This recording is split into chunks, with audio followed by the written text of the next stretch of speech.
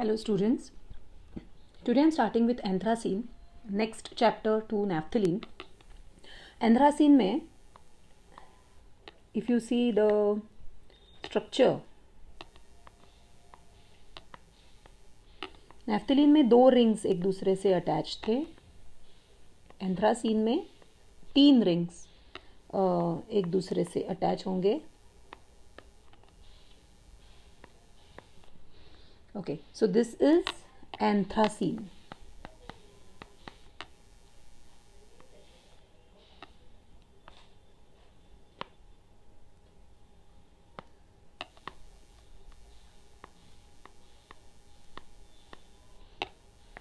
Okay, now if you want to number it, उसका numbering last वाली से पहले होगा. लास्ट वाली रिंग से पहले 1 2 3 4.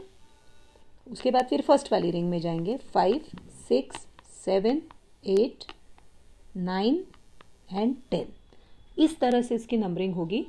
ये फर्स्ट और 8 पोजीशन जो है वो अल्फा पोजीशन कहलाती है.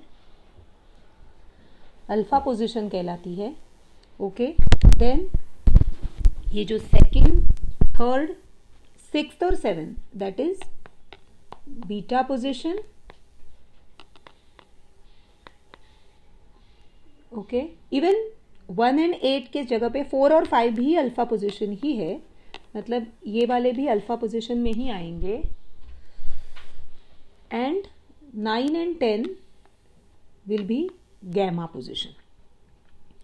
ओके, सो इस तरह से इसकी नंबरिंग की जाती है एंथ्रासीन की. Now if we want to see resonance structures, जो हर एक में आता ही है.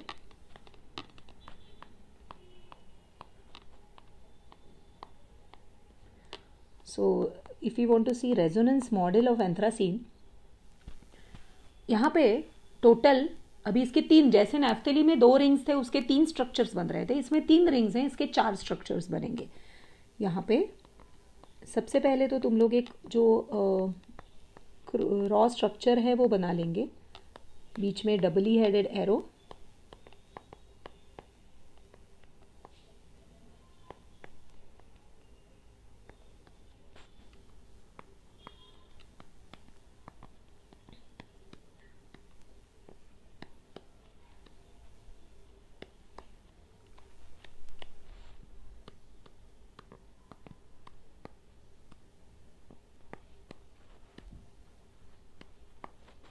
ओके, अभी सबसे पहले जो स्ट्रक्चर हम लोग देखेंगे वो अपना जो नॉर्मल स्ट्रक्चर है उसमें अब सबसे पहले कॉन्सेंट्रेट करेंगे फर्स्ट रिंग पे.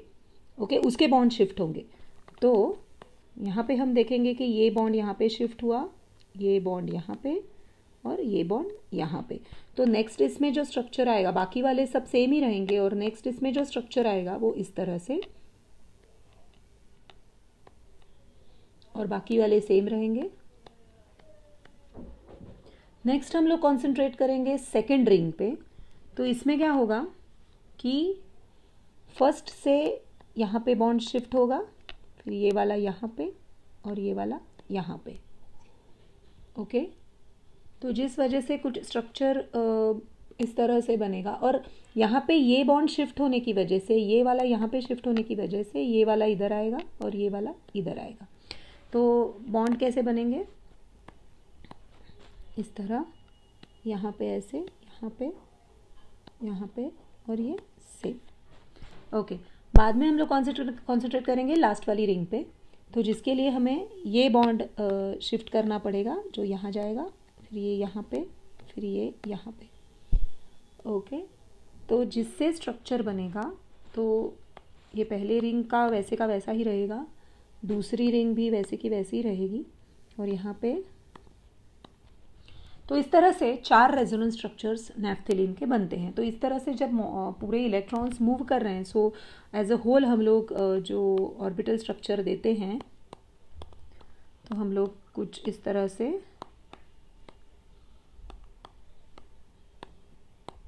एक फाइनल स्ट्रक्चर बना सकते हैं. ओके, अभी यहाँ पे तुम लोग अगर देखते हो तो टोटल इलेक्ट्रॉन्स कितने हैं एंथ्रासीन के पास. तो टोटल उसका जो स्ट्रक्चर होता है हम लोग एक बार वापस से ड्रॉ करते हैं।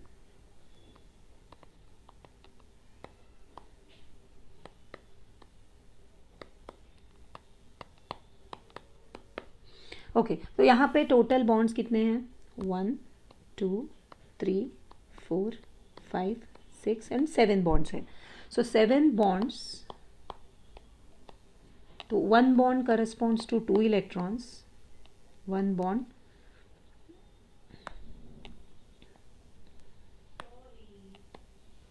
To pi electrons, right. तो 7 bonds is equal to 14 pi electrons, right. So और ये सभी के सभी जो 14 pi इलेक्ट्रॉन्स है वो मूवेबल है, अंदर ही अंदर रिंग में घूम रहे हैं। ओके, तो और उसकी जो रेजोनेंस एनर्जी है एंथ्रासीन की, ओके, रेजोनेंस एनर्जी जो है वो होती है 84 किलो कैलोरी पर मोल। ओके, दैट मीन्स एक रिंग का करो तो 84 डिवाइडेड बाय 3, 28 किलो कैलोरी पर रिंग, राइट। और एक रिंग का 28, तो बेंजीन की एक रिंग का कितना होता है? उसका होता है 36, राइट। और इसका एक रिंग का मतलब, अगर एक रिंग हम लोग सिर्फ बेंजीन का ऐसे समझते हैं तो इसका होता है 28। सो इसकी रेजोनेंस एनर्जी जो है वो बेंजीन से कम है, और जिस वजह से ये बेंजीन से कम एरोमेटिक है। So this is less aromatic than benzene. Okay, और as it is less aromatic than benzene, it is more reactive than benzene and gives both addition as well as substitution reactions. So now let's move ahead for methods of preparation, in which first we are going to see Haworth synthesis। जैसे मैंने बोला था वो तीनों compound में आएगा। Haworth synthesis, जिसमें सबसे उसका जो स्टार्टिंग मटेरियल है वो है थैलिक एनहाइड्राइड,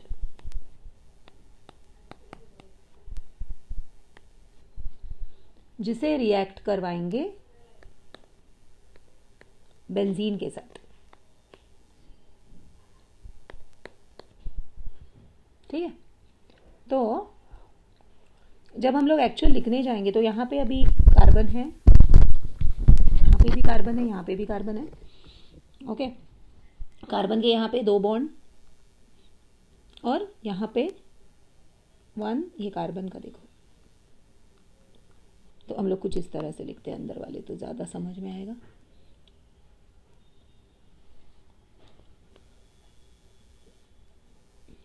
अभी ओके, वैसे भी रख दें तो भी कोई फ़र्क नहीं। यहाँ पे अगर हम लोग ये बॉन्ड दिखाते हैं तो ये सी का यहाँ पे 2 बॉन्ड, ये तीसरा, मतलब ये 2 बॉन्ड, ये तीसरा और ये चौथा, तो यहाँ पे एक H है। ये कार्बन का यहाँ पे ये 2 बॉन्ड, ये तीसरा और ये यहाँ पे एक H है। Okay, in presence of anhydrous AlCl3 this reaction takes place. इसमें क्या होता है कि पहले तो C डबल बॉन्ड, ये वाला जो बॉन्ड है, ये वाला बॉन्ड है वो ब्रेक होगा। ये वाला बॉन्ड ब्रेक होने के बाद बनेगा कैसे? C double bond O minus, okay, और यहाँ पे C डबल बॉन्ड O, तो यहाँ पे प्लस चार्ज होगा, और बॉन्ड इसने, ये बॉन्ड ने ब्रेक होके अपने जो इलेक्ट्रॉन्स है वो इस पे दे दिए, तो इस वजह से इस पे आया माइनस। ठीक है, अभी क्या होगा कि यहाँ पे जो माइनस चार्ज है, तो ये एक, अभी इसको तो बॉन्ड बनाना है। अभी ये क्या करेगा कि ये जो H है वो यहाँ से टूटेगा, H प्लस बन के निकलेगा और जाके यहाँ पे जुड़ जाएगा। और ये क्या हो गया, ये तो H प्लस बन के निकल गया और इसके जो ये इलेक्ट्रॉन्स हैं वो हो गए यहाँ पे इस कार्बन के ऊपर। तो यहाँ पे पॉजिटिव और यहाँ पे निगेटिव चार्ज आ जाएगा। तो रिएक्शन कैसे होगी, यहाँ पे C double bond OH, okay, और यहाँ पे C डबल बॉन्ड O, और ये C को ये रिंग जुड़ जाएगी पूरी।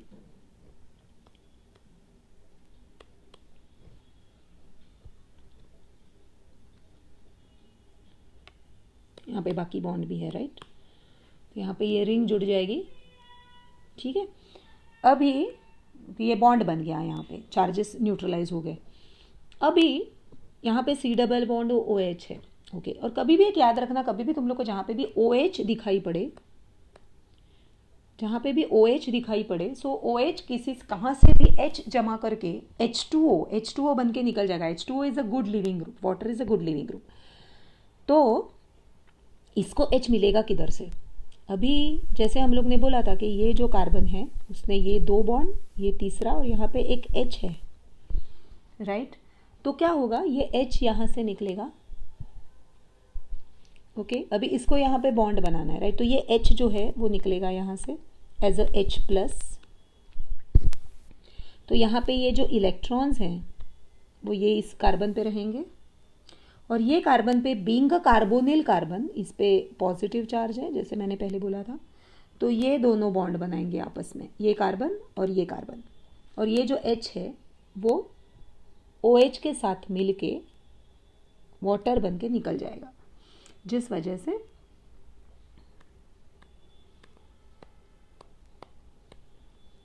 यहाँ पे C डबल बॉन्ड O, फिर यहाँ पे ये रिंग जुड़ गई, यहाँ पे C डबल बॉन्ड O, ठीक है। और ये सब चीज़ हो, ये सब जो रिएक्शन होगी that will takes place in presence of H2SO4, concentrated H2SO4, that is a dehydrating agent. तो इस वजह से वाटर निकल गया, राइट। और ये स्ट्रक्चर बन गया, दैट इज 9,10 एंथ्राक्विनोन, ओके। अभी हमें क्या चाहिए, रिंग बनने के लिए, पूरा एंथ्रासीन के जैसी रिंग बनने के लिए यहाँ पे हमें चाहिए कि ऑक्सीजन निकल जाए और यहाँ पे CH2 बन जाए, ओके। तो इसलिए ऑक्सीजन निकल जाना और हाइड्रोजन का आना होता है reduction. Reduction takes place in presence of zinc dust, और उससे बनेगा एंथ्रासीन। सो आई होप ये क्लियर हो गया होगा तुम लोग का। सो नेक्स्ट रिएक्शन जो है that is synthesis by Friedel-craft alkylation, okay. यहाँ पे फ्रिडल-क्राफ्ट अल्काइलेशन है, यहाँ पे 2 molecules of benzyl chloride will be taken,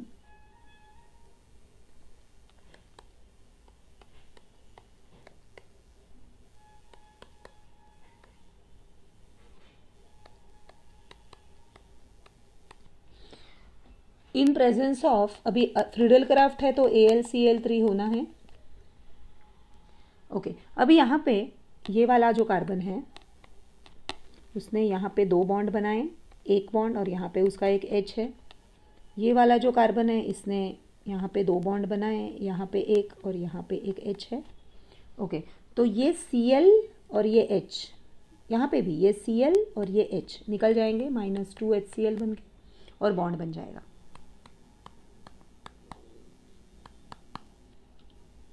तो कैसे बनेगा CH2, तो मतलब हम लोग उसको इस तरह से लिखते हैं,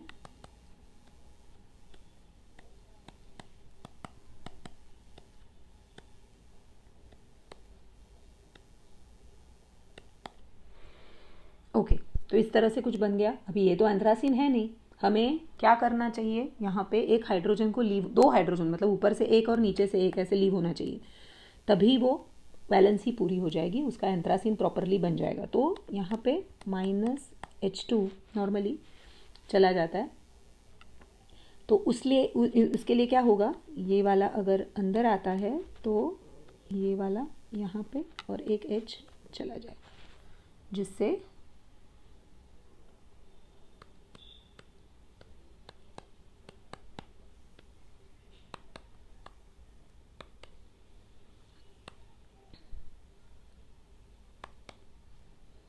और यहाँ पे एक H है ही, एक H वैसे का वैसा वो जो सिस्टम में दिखाओ तो भी चलता है, नहीं दिखाओ तो भी चलता है।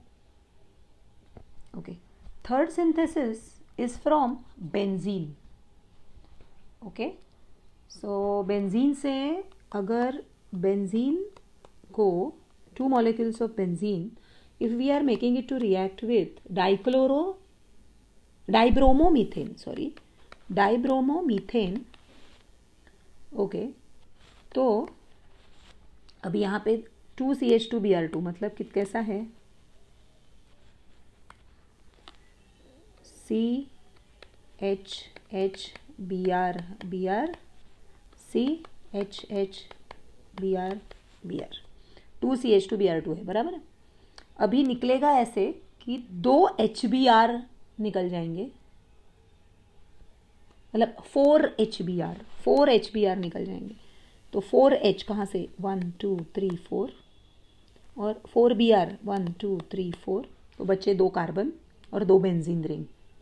ठीक है, तो यहाँ पे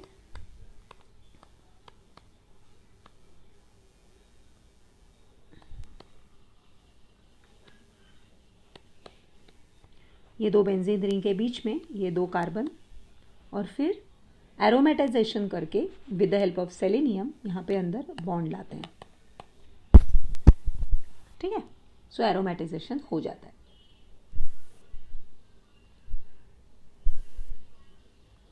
next reaction is Alps synthesis, which we will see in our next lecture.